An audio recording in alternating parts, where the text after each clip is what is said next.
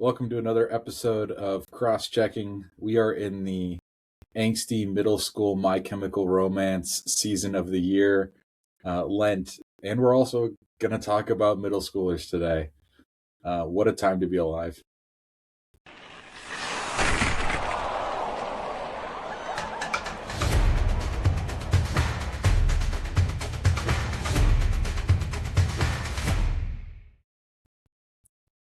Josh, I'd ask, I'm pretty sure I know the answer to this question. Did you go through an angsty middle school phase? Oh, for sure. For sure. To be totally honest, I never quite got all the way out of it. My favorite color isn't black anymore, but it is gray. So, my most played playlist on Spotify is definitely, I renamed it Rocket League, but it's shout out to Reverend Devin Burmeister and his It's Not a Phase Mom playlist, because I listened to that a fair bit. So Nice.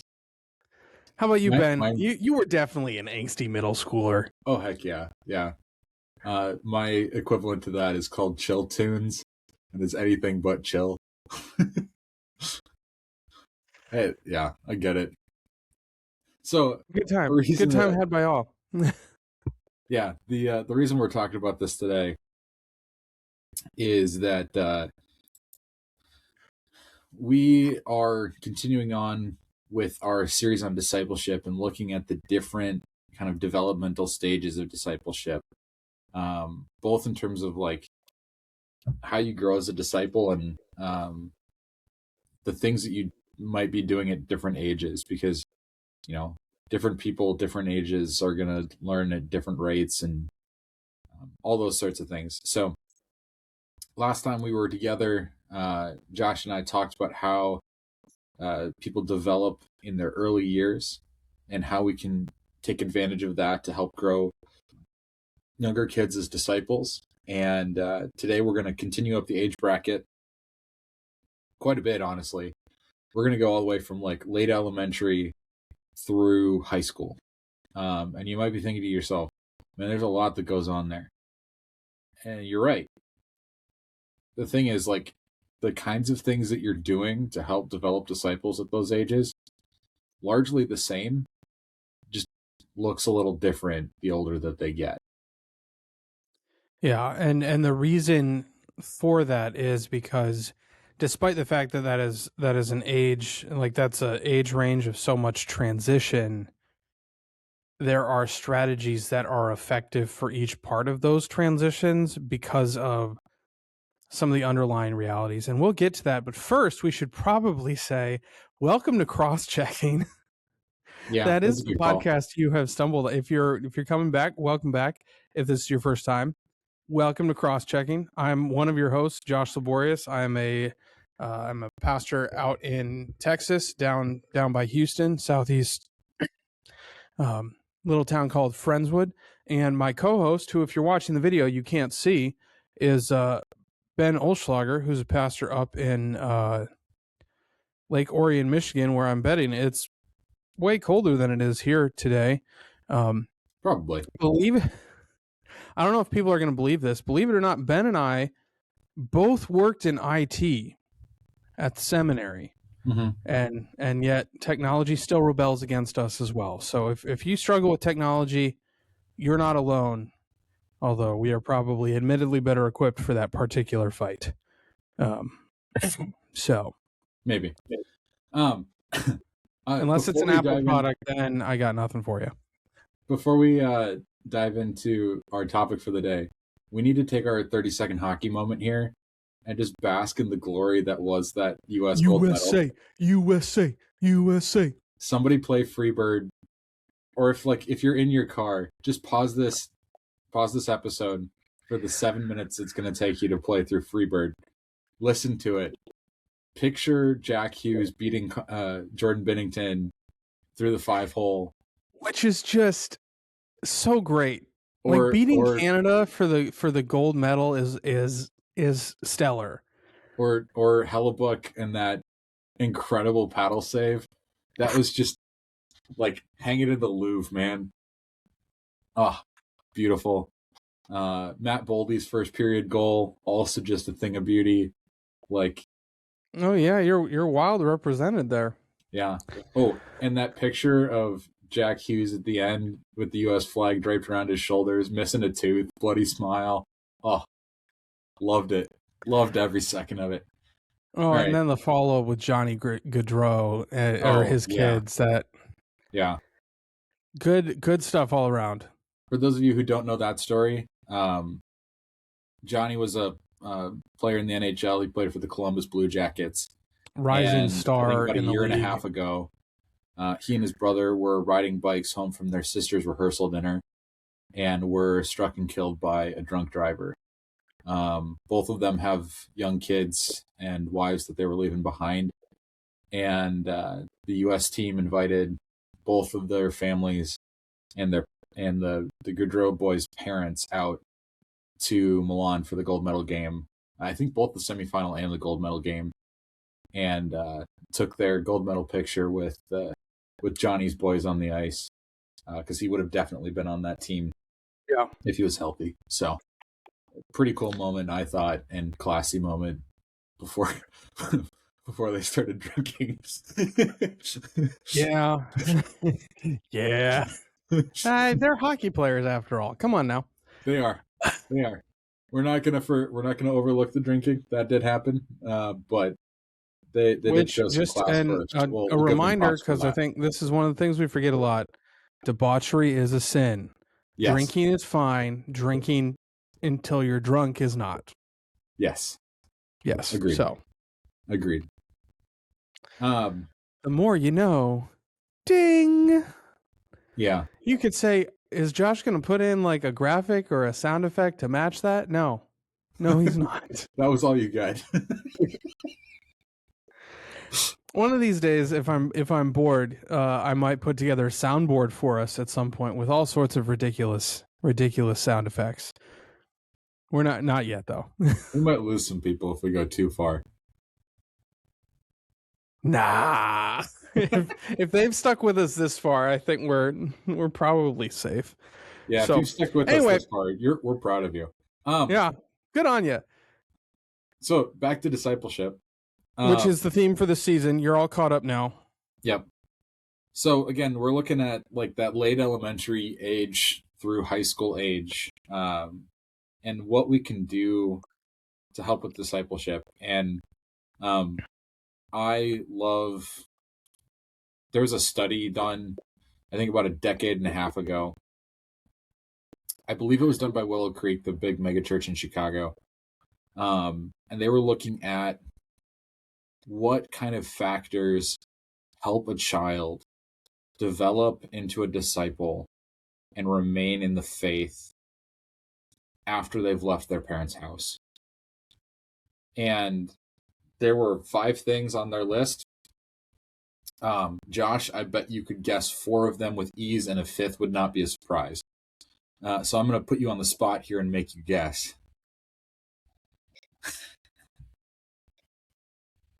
Okay. I'm gonna go with regular church attendance. Ding. I'm gonna go with something along the lines of either regular family prayer or regularly family devotion. Ding.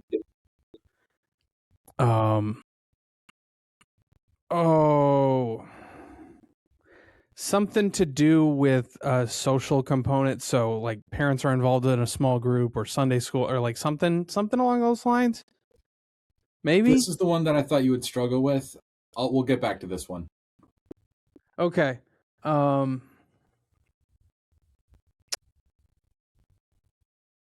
Yikes. So far, we've gone to church. We've done devotions We've gone with our to church. family. We've done devotions. And by the way, they separated prayer from the other half of devotions. So there's your 3rd. Okay, so that's 2. Yeah. So read your Bible regularly. Is that another? No, that's 3. Okay, yeah, I would include that in devotions. Yeah, they just separated out prayer from Bible study. But Having other adult connections at the church. Ding. That was actually the more complicated one that I was going to circle back on. Specifically, having mentors in the congregation that are older than you that aren't your parents. Yeah, we push that pretty hard here at Hope. That's a big point of emphasis for us. No. I'm gonna guess hospitality. You said I should have known 4 of these really easily, but Yeah, that's along the lines. Yeah, regularly serving alongside the church. okay. So service. Oh, that makes sense. That makes Yep. sense. Yep. And like they found that if kids got all 5 of those things, there was like a 95% retention rate past them leaving their parents' house, which is just like that's incredible. So if you're a parent listening to this, these are your your keys. Bring your kids to church, do devotions with them, pray with them, make sure you're connecting them to other adults at your church so they have other people they can trust about the faith besides you. I think our target, we either say 3 or 4 adults who aren't the parent that the kid can trust and go to. Yeah, use your safe list.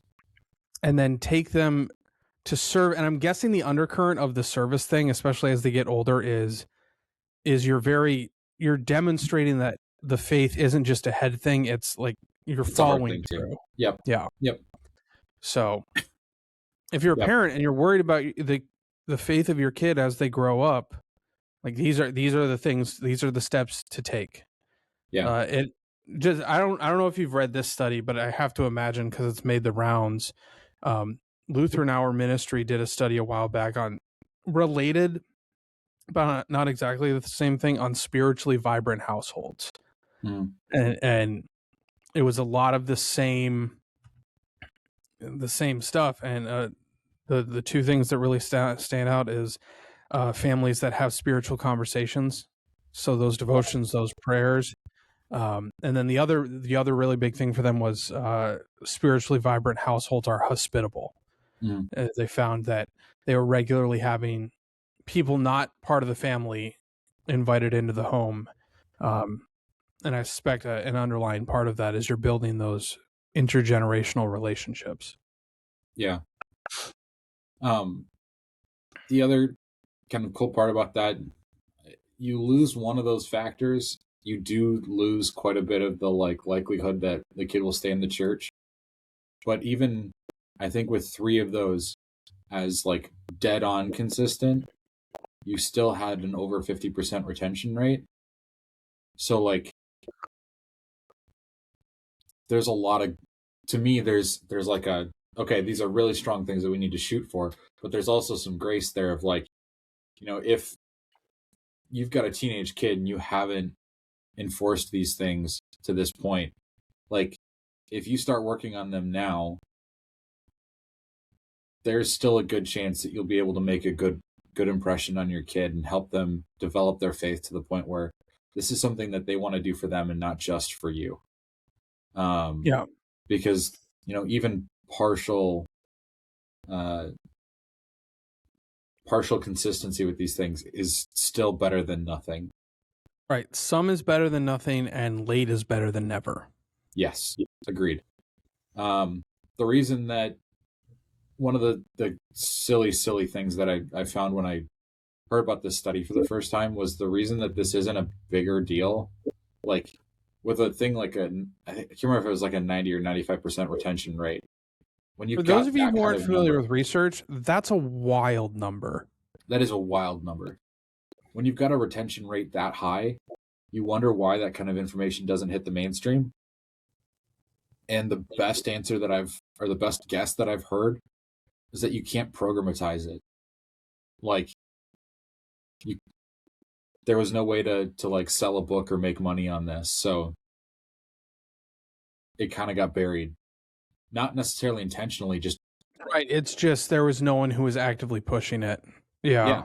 Like the answer to how to get kids to stay in church is be the church with them. And it's as simple as that. There's no way like to to develop that into a program that you can sell to other churches and benefit your ministry or whatever with. So Yeah, well, and the longer this is something I'm sure I've said before on this podcast, but just the longer I'm in ministry, the more and more I'm like, it's not about programs. It's about the relationships. It's much like ministry done best, I think, more often than not, is very grassroots. We respond to things as we go, kind of thing. Not that future planning is bad, not that all of the strategic planning and everything isn't helpful, but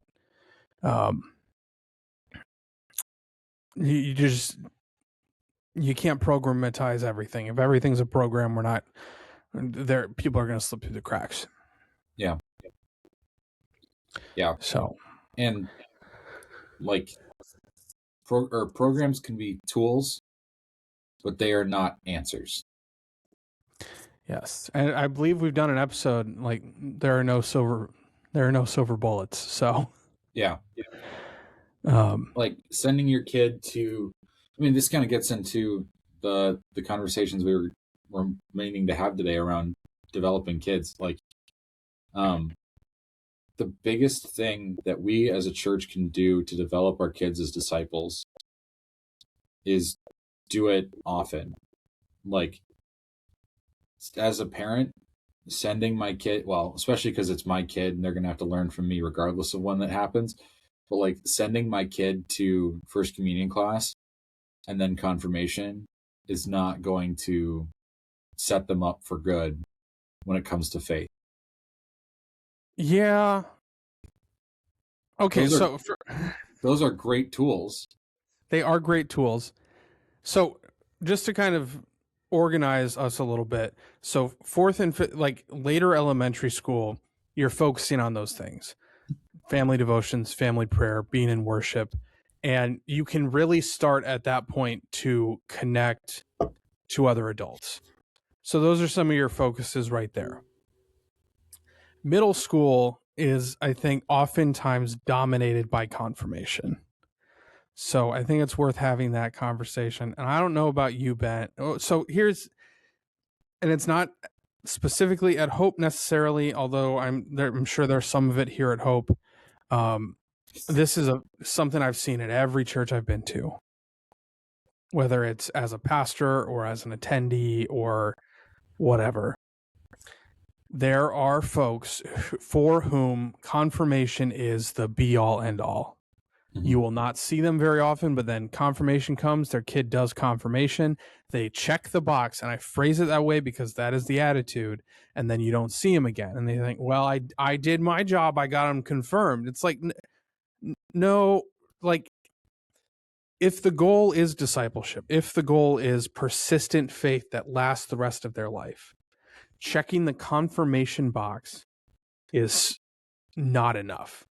Confirmation is a great tool, like for anyone who's listening who's not from a Lutheran background, confirmation for us, and I think the Catholics treat it very similar, is essentially once kids are old enough that they can start to understand abstract concepts a little better, we teach them sort of the basics of theology that culminates with a confirmation of their baptismal vows. Like that's why it's called confirmation. Yeah.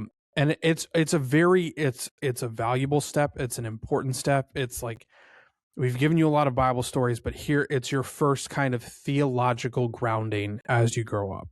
And the reason it lands in middle school is because for most kids, that's when they reach the developmental stage where they can understand a lot of the more abstract concepts that are part and parcel of theology. And younger kids a lot of times just aren't there yet. They're still very concrete in their thinking, and a lot of theology is not concrete.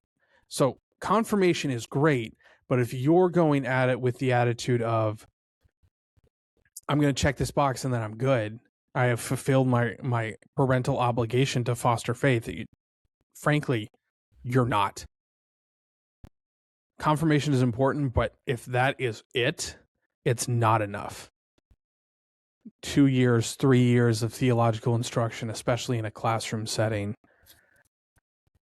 it's a great foundation. It's a great tool. But if that's all you're doing, it's just you like you got to be in worship. They have to see that you actually take it seriously. Like if you drop them off for confirmation, then you sit in your car for an hour, like they're going to ask, well, why is it important for me if it isn't important for you? And once you're done forcing them to do confirmation, they're not going to be like, oh, now I want to go do Bible class, because what you've shown them is once you're done with that, you're done. So like the modeling is really important. The worship modeling is really important. The devotions and stuff at home, all that other stuff continues to be really important.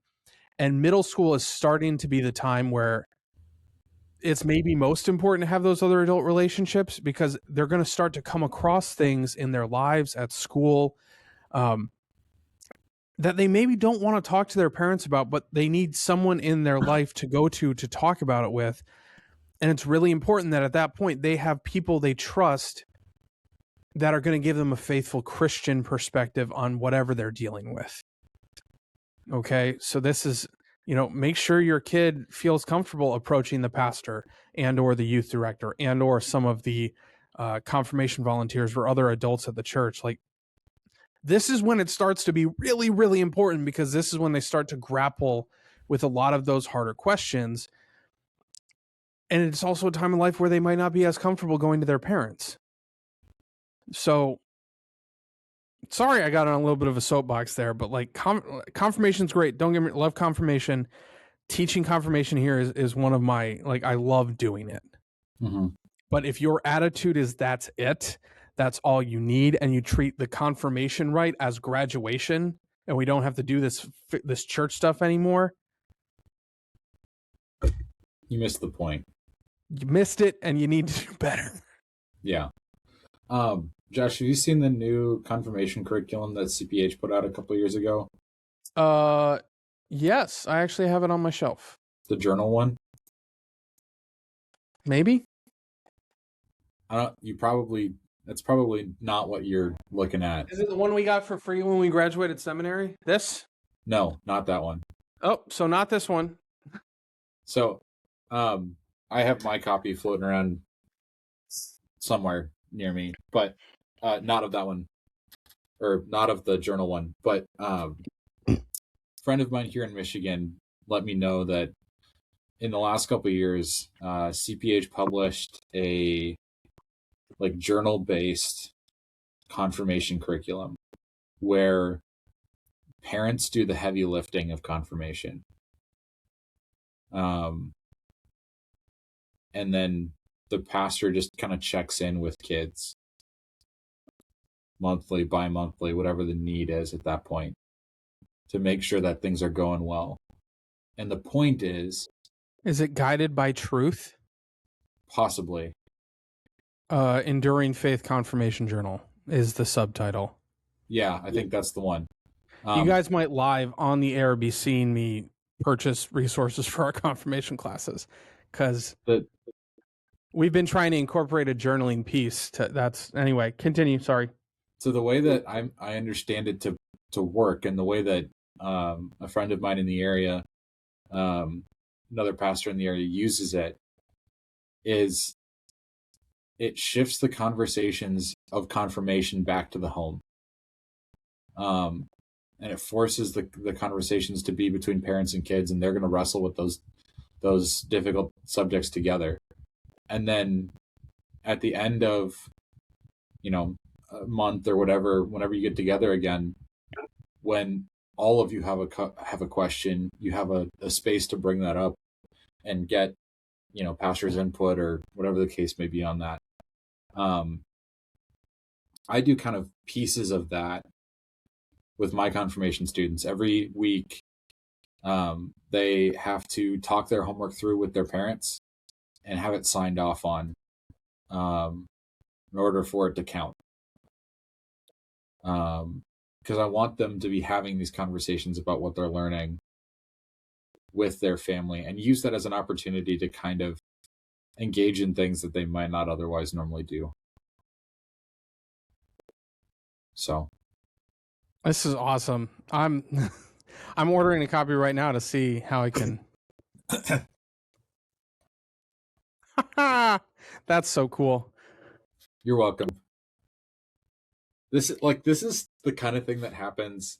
Okay, first off, this is the kind of thing that makes pastors happy when we find resources that help us help you be better Christians. And that's not because we think you're terrible Christians, mostly, but that's because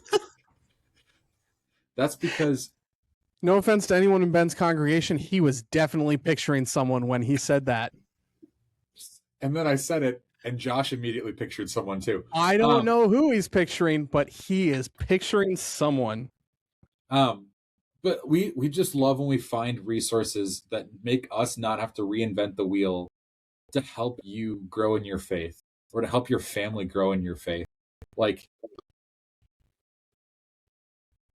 I'm probably going to incorporate this next year with my confirmation kids when we go through the catechism. Oh, I'm going to get it in person and I'm going to look at it. But if it is what is advertised on the cover, confirmation kids, get ready. This could be fun. Yeah, I'm excited for this resource.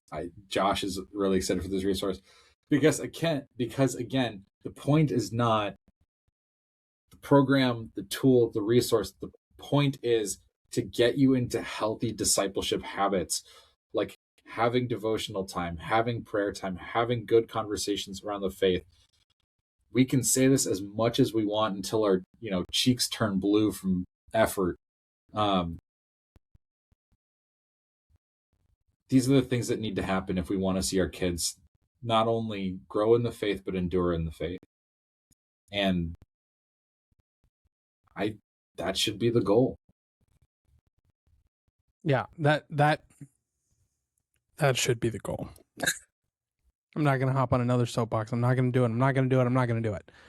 So that's confirmation. The other thing that is really important, and we talked about this with the younger kids too in middle school, is to start to help shape your kids' peer group to at least include youth group. And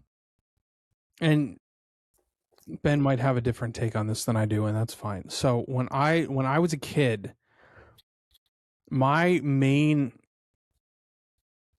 the social circles I was in, I had gifted kids because we were all in the same classes.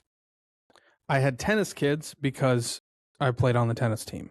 And then I had youth group. And the ones that I spent time with outside of the given context, so the ones that I would hang out with, they were youth group kids. Now, I've had parents tell me, I can't pick who my kids' friends are. If you kind of can, at least a little bit, especially if you start young. And is it going to be harsh? Yes. Is it one of these moments where you're a friend or you're a parent, not a friend? Yeah, because it might mean at some point you have to say, you can't hang out with that person. No, you cannot go to their house. Are they going to be there? Then you are not going to be there. And especially if you start late elementary school, middle school, you have the keys to the car. So you can organize where our family is going to get together with their family, because here's how you make friendships. You spend time with each other and you share experiences. And then that's how relationships are built. So make sure that there's enough exposure to other kids in their peer group so that as they grow up, those are people they spend time with. Now, is that a guarantee? No. Are some youth groups more healthy and some youth groups less healthy? Yeah, that all happens.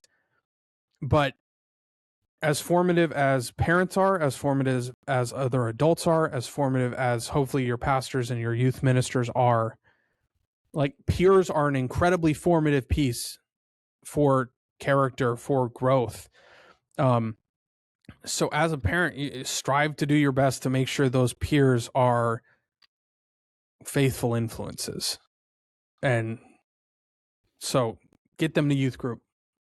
Invite other families over, because all those other groups are great. But if the primary social, if where they spend all their time is with other baseball kids, then that's going to be like, they're going to be shaped by the baseball culture, which again, sometimes that's good, sometimes that's bad. A lot of volunteer coaches are in fact Christians, and you'll see a lot of them, they'll maybe pray with the kids before games or whatever. Like, that happens. But like, who are you as a family spending all your time with outside of the context, I hope is making sense. Like, if you don't, and here's the other thing, if you don't hang out with church people, your kids are going to be like, you don't like hanging out with those nerds. Why would I? I don't know. Ben, you can push back on that one. That one I'm. No, I think that's good. I would open up the spectrum a little bit to say it doesn't need to be youth group. Yeah. Like, so for me growing up, I went to Lutheran schools for the most part, spent 6th to 8th grade in a basically non-denominational Christian school. Varying experiences at the different schools that I attended.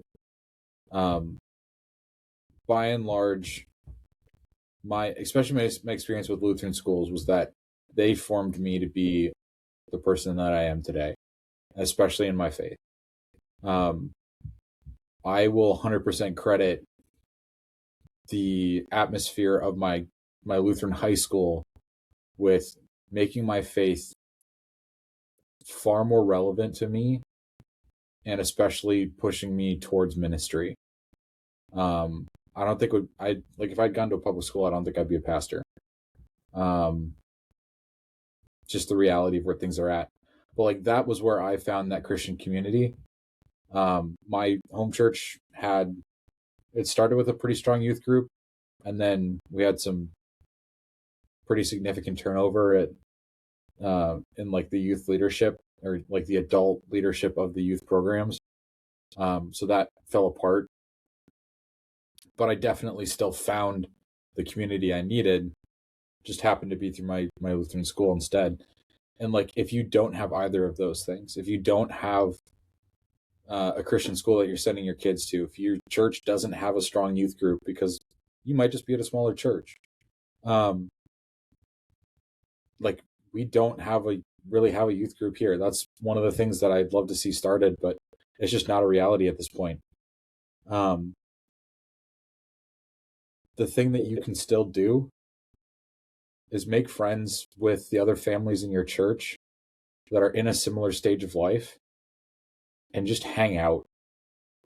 Yeah, like, we have a group that's exactly that. They're and as far as I've heard the story, the previous pastor approached them with exactly that, of like, be a small group, be the adults that your friends' kids can go to, and those kids have grown up, and they're like they're a social circle. And it really is as easy as like, oh, hey, we're gonna have a barbecue. Who should we invite to this barbecue? Oh, that other church family.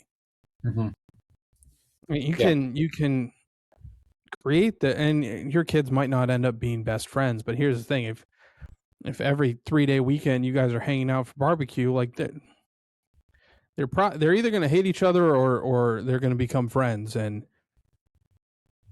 if you're modeling like, oh, this family's pretty cool, they're probably just going to become friendly. So yeah, like, find a way to hang out with those families in your church that are in a similar stage of life. And it doesn't need to be a small group. It doesn't need to be like centered around a Bible study. But just get together and do life together from time to time. And Josh was talking about the hospitality piece earlier, of like, as a family, it's good to model hospitality and interact with people outside of your immediate family, outside of your close circle, so that your kids get used to that. They see it. And they're more comfortable talking to people outside of just their immediate bubble about things like faith and things that might be challenging them.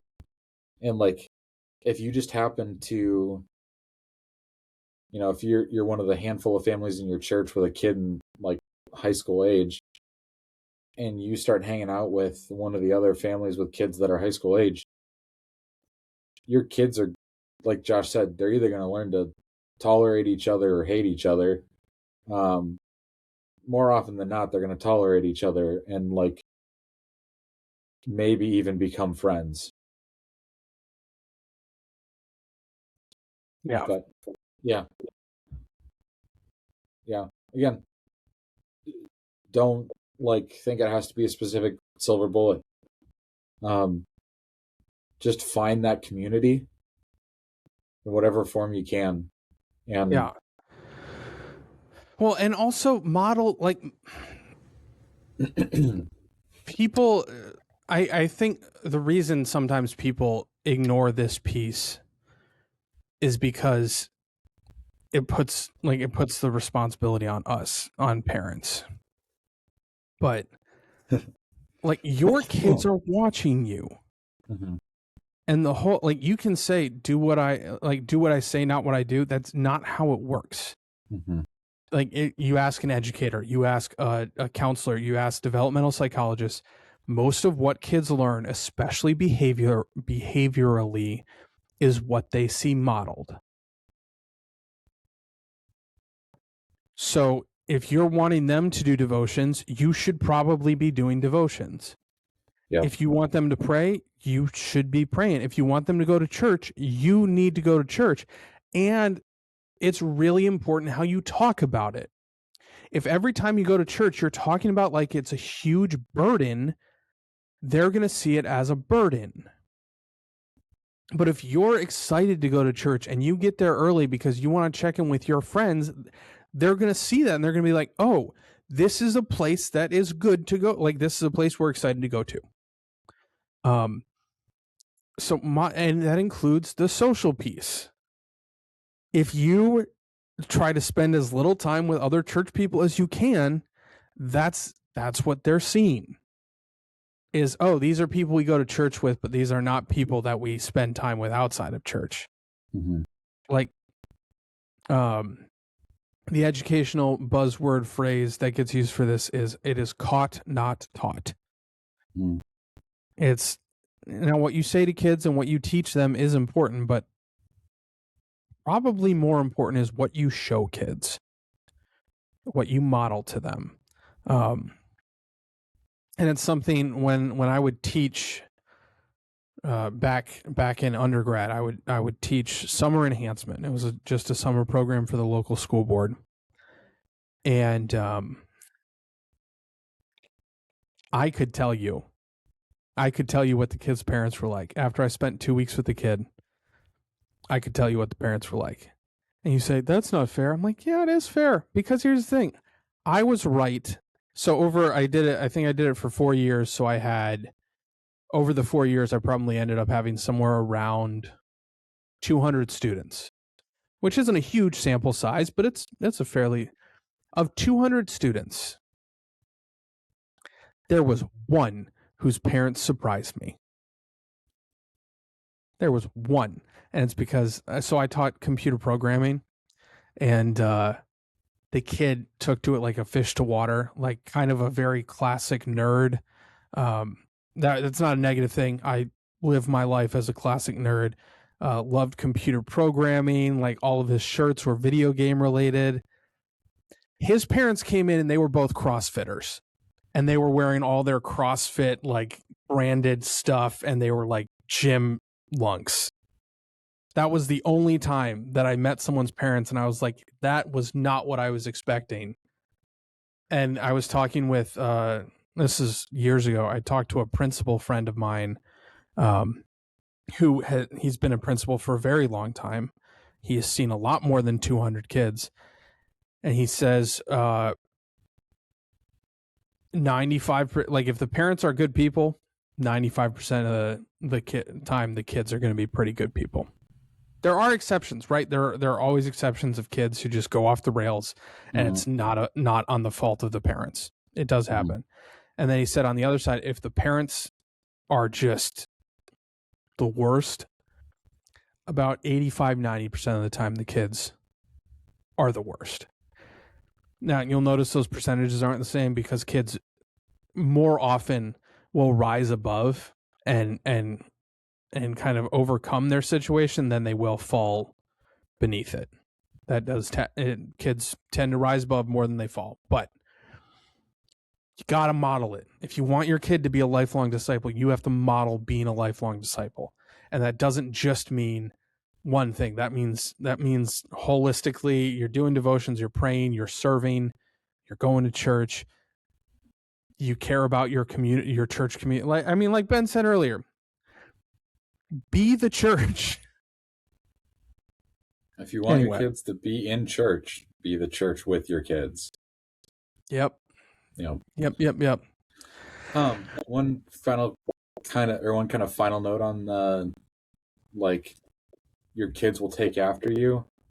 By and large, this is speaking in generalities. But kids are also more likely to model the parent that they're less with.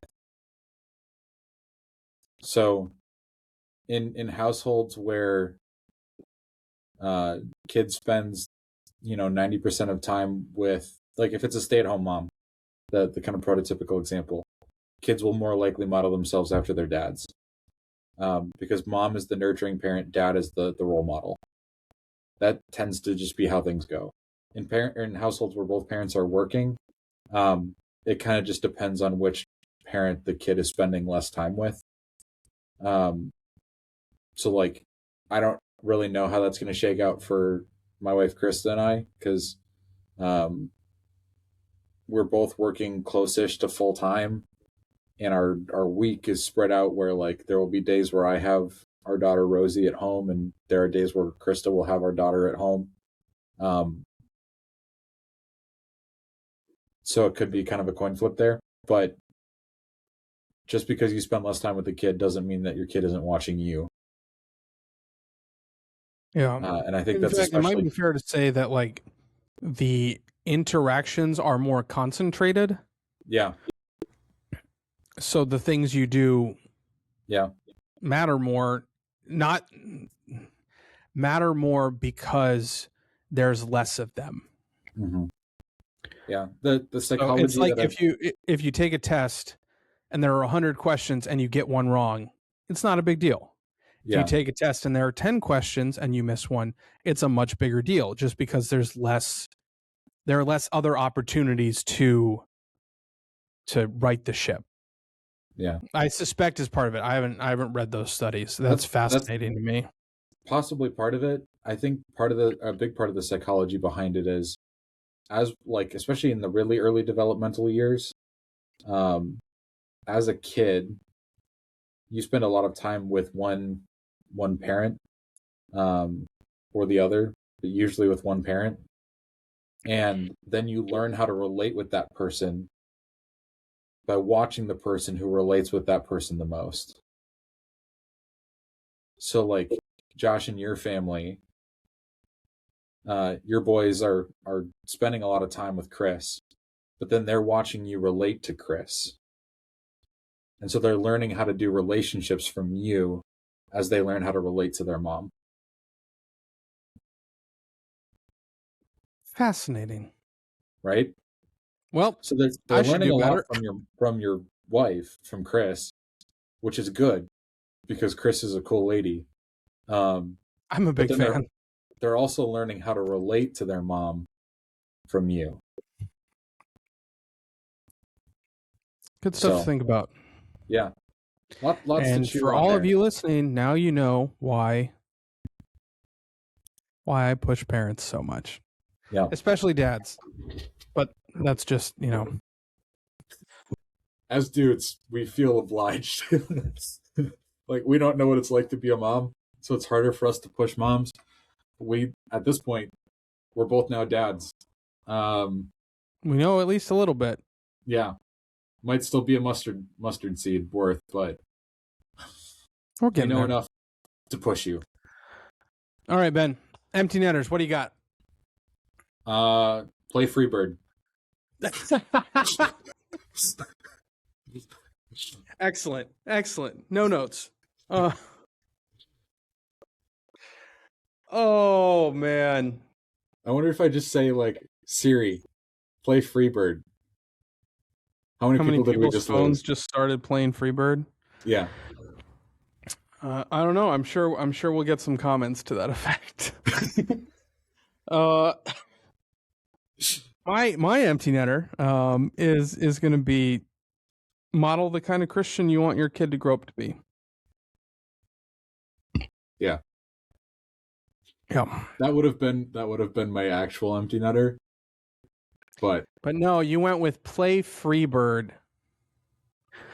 Dork. All right, ladies and gentlemen. I hope this was helpful. Next week, we will be transitioning to, I suspect, the college age, which does mean we're going to start getting to less talking about to other people of how like you influence someone and more like college kids. Here's how you start to take it. So, in any case, brothers and sisters, go in peace, serve the Lord. Thanks be to God. Thank you for listening in to this episode of Cross-Checking, a ministry of Hope and Good Shepherd Lutheran Churches, where we strive to deepen your understanding of the faith and help apply it to daily life.